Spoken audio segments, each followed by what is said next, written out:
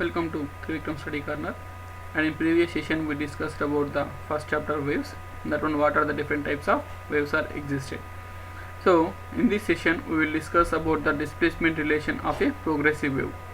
So ఒక progressive వేవ్కి ఈ displacement relation అనేది మనకు ఎలా ఎగ్జిస్ట్ అయ్యింది అనేది ఈ సెషన్లో నేర్చుకుందాం.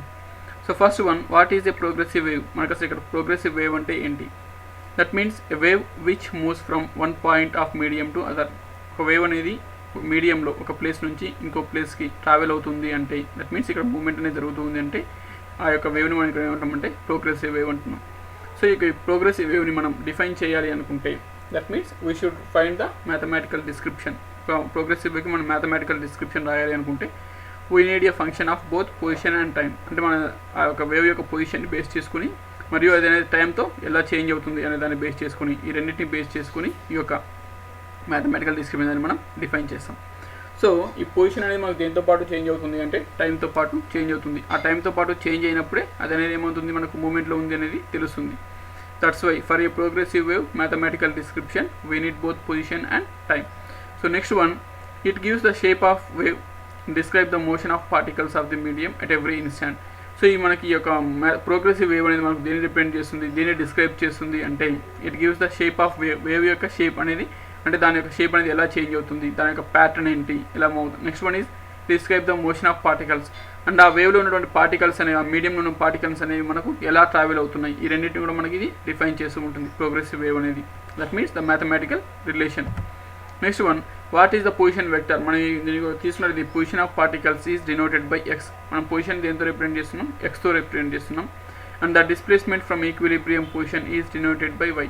అంటే ఒక వేవ్ అనేది మనకు ఒక పాయింట్ దగ్గర తీసుకున్నప్పుడు ఆ పాయింట్ నుంచి అది మనకు ఎలా మూవ్ అవుతుంది, that means from which one, ఏదైతే పాయింట్ దగ్గర మనకు స్టార్ట్ అవుతుందో ఆ పాయింట్ నుంచి మనం ఏమనుకుంటున్నాం, that should be the equilibrium position అంటున్నాం. And it is moving from ఆ పాయింట్ నుంచి మనకి ఏమవుతుంది, మూవ్ అవుతూ ఉంది. That means based on that one we can define. So ఈ పొజిషన్ ఆఫ్ పార్టికల్ వచ్చేసి మనం ఎక్స్ తీసుకుంటున్నాం. ఆ డిస్ప్లేస్మెంట్ ఏదైతే మనకు డిస్ప్లేస్ అవుతుందో దాన్ని వచ్చేసి మనం ఈక్విలిబ్రియం పొజిషన్ నుంచి వై అని తీసుకుంటున్నాం.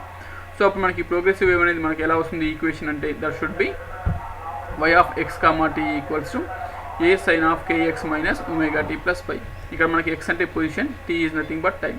సో ఇక్కడ పై అంటే ఏంటి? Pi is the argument of sine function which indicates the linear combination of both sine and cosine functions. So ఇక్కడైతే ఈ సైన్ ఫంక్షన్ కొసైన్ ఫంక్షన్ రెండు ఉంటున్నాయో అది ఒక కాంబినేషన్ మనం ఇక్కడ ఏం తీసుకున్నామంటే ఆర్గ్యుమెంట్ ఆఫ్గా తీసుకుంటాం. That means pi.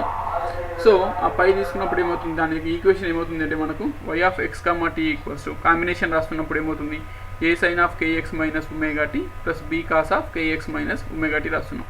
సో మనం ఇప్పుడు ఈ రెండు ఈక్వేషన్స్ మనం సాల్వ్ చేసినట్లయితే ఇక్కడ ఈ వాల్యూస్ ఏదైతే ఉందో దట్ మీన్స్ ఏ వాల్యూ అనేది దీన్ని బేస్ చేసుకుని మనకి ఏమొస్తుంది, square root of A square plus B square అని వస్తుంది. Next one is pi value, ఈ యొక్క ఆర్గ్యుమెంట్ ఏదైతే తీసుకున్నామో అది వచ్చేసి మనకు tan inverse of B by ఏగా వస్తుంది. So that is the relation between these two equation. So next one, మనం ఒకవేళ ఫిక్స్డ్ ఇన్స్టాంట్ తీసుకున్నప్పుడు అంటే మన టైం అనేది మనం ఫిక్స్డ్గా టైం తీసుకున్నప్పుడు మనకి ఈక్వేషన్ ఏమవుతుంది కేఎక్స్ మైనస్ ఒమేగా టీ. ఇక్కడ టైం మనకు కాన్స్టెంట్ కాబట్టి సో ఇక్కడ మనకి ఈక్వేషన్ ఏమవుతుందంటే కేఎక్స్ మైనస్ కాన్స్టెంట్ అవుతుంది.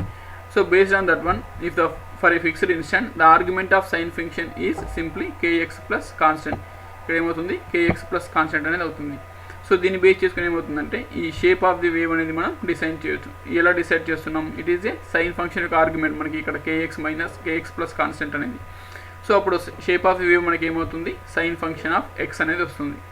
సో నెక్స్ట్ వన్, ఇక్కడ ఎక్స్ కాన్స్టెంట్ తీసుకున్నాం. Next so fixed location that means X value is constant. So ఎప్పుడైతే ఇక్కడ లొకేషన్ కాన్స్టెంట్ తీసుకున్నామో మనకి ఆర్గ్యుమెంట్ ఏమవుతుంది అంటే కాన్స్టెంట్ మైనస్ ఒమేగా టీ అవుతుంది.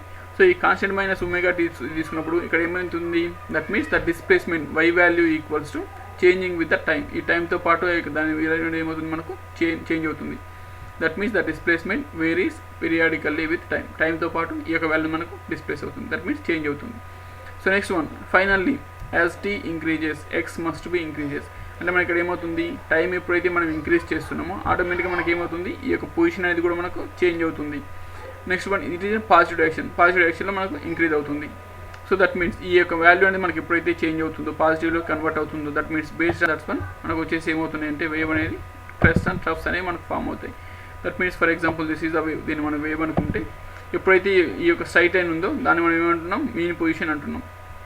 సో ఆ మెయిన్ పొజిషన్ నుంచి దాని యొక్క డిస్ప్లేస్మెంట్ అనేది ఎప్పుడైతే మ్యాక్సిమం పాయింట్ దగ్గరికి రీచ్ అవుతుందో ఆ మ్యాక్సిమం పాయింట్ అప్పుడు రీచ్ అయిన దాన్ని మనం ఇక్కడ ఏమంటామంటే క్రస్ట్ అంటున్నాం. That means the point of maximum positive displacement ఉన్నదాన్ని క్రస్ట్ అంటున్నాం. Next one is the point of maximum negative displacement, that means which is in the downward.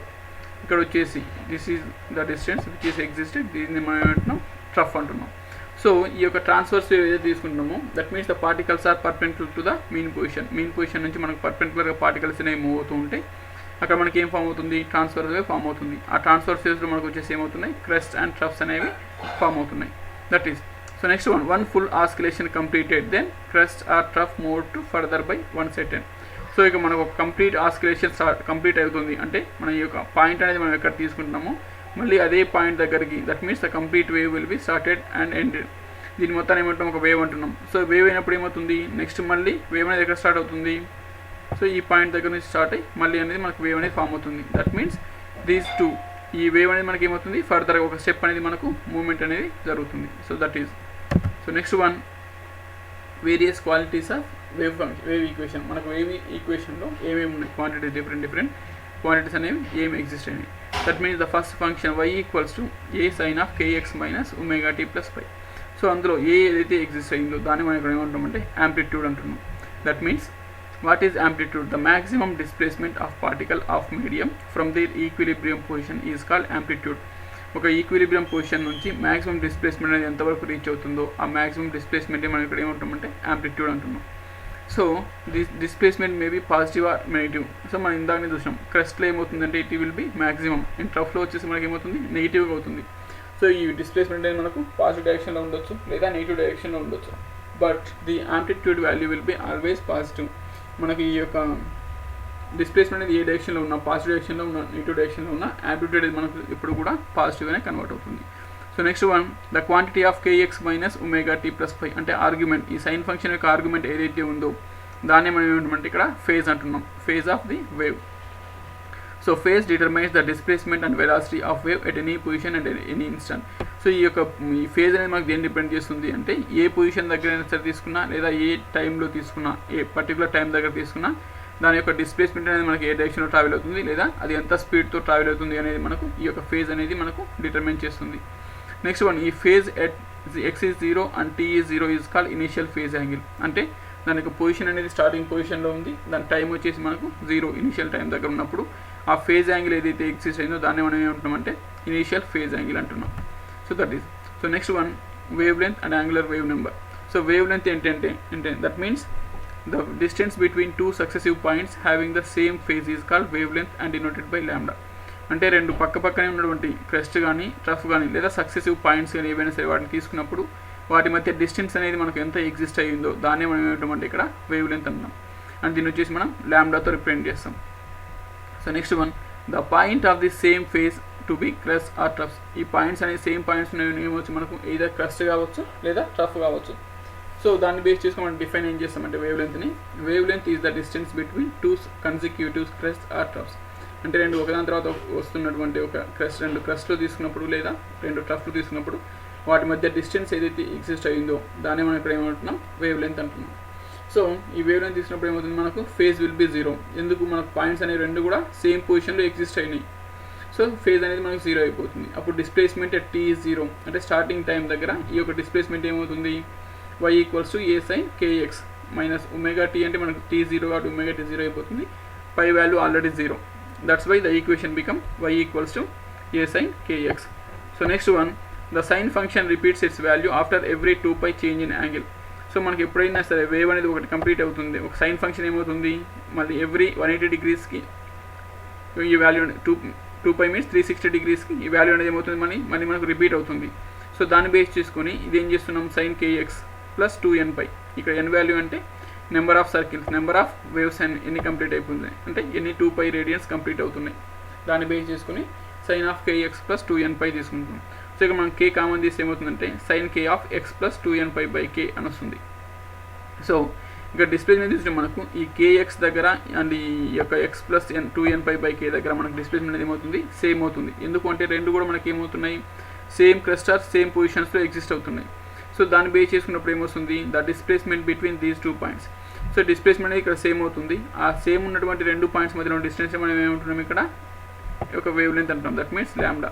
So దాని వాల్యూ తీసినప్పుడు ఏమవుతుంది మనకు ల్యాండా ఈక్వల్స్ టు 2π/k వస్తుంది. That means x will be cancel in both situations and x cancel and 2π/k will be remaining. అంటే ఇక్కడ ల్యాండా value వచ్చేసి మనకి ఏమవుతుంది 2π/k అవుతుంది. సో దాన్ని బేస్ చేసుకుని మనం k వాల్యూ ఫైండ్ అవుట్ చేసినప్పుడు ఏమొస్తుంది అంటే k ఈక్వల్స్ టు 2π/λ వస్తుంది. సో ఇక్కడ kని ఏమంటామంటే మనం వేవ్ నెంబర్ అంటున్నాం. That means the number of waves in unit length. మనం ఒక యూనిట్ లెంత్ తీసుకున్నప్పుడు that means either 1 centimetre or 1 millimetre like that 1 unit తీసుకున్నప్పుడు ఆ యూనిట్లో మనకి ఎన్ని వేవ్స్ అనేవి ఎగ్జిస్ట్ అవుతున్నాయి దాన్ని మనం ఇక్కడ ఏమంటామంటే వేవ్ నెంబర్ అంటున్నాం. So that is the wavelength and angular wave number. So next one period, angular frequency and frequency.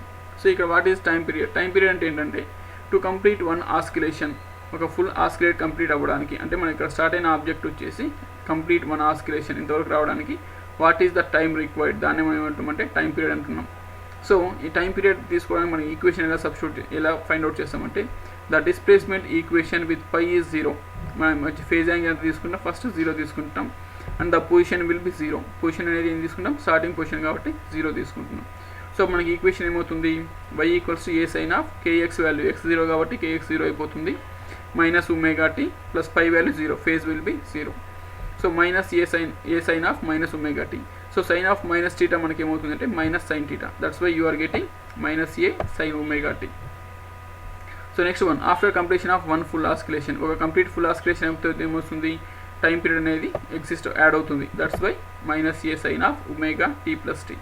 So దాన్ని మనం ఏం చేసినప్పుడు వస్తుంది మల్టిప్లై చేస్తే minus a sin of ωt plus capital omega into capital t. So ఈ sine function మనకి ఏమవుతుంది every 2π యాంగిల్కి మనకు రిపీట్ అవుతుంది. So that's why that ωt ఈ యొక్క టైం పీరియడ్ ఏమవుతుంది అంటే ఈక్వల్స్ టు 2π అవుతుంది.